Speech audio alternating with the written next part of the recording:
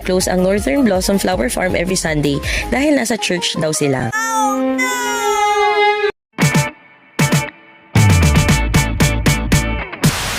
Pero hindi pa din bigo dahil sinuggest ng locals na bumisita kami sa Heights Place and Sakura Park.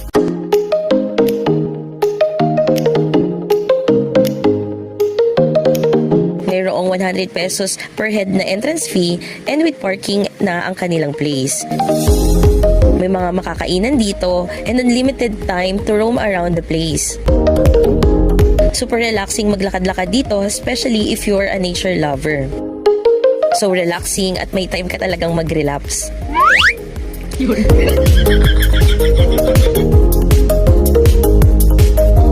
Tara, tour ko kayo. Let's go!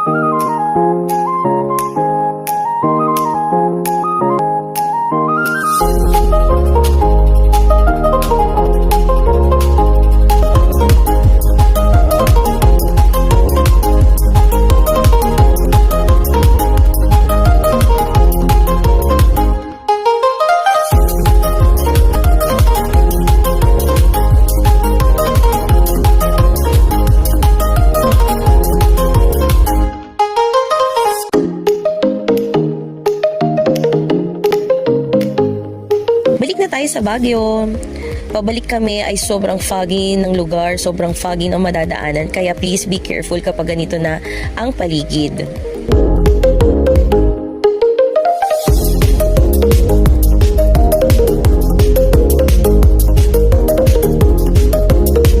Dinaanan na din namin sa La Trinidad ang Stobosa Houses and Strawberry Farm. Actually, literal na dinaanan lang talaga namin ang Strawberry Farm dahil biglang umulan at hindi na rin talaga kami pumasok. Follow us for part 3 ng aming Baguio trip. Bye!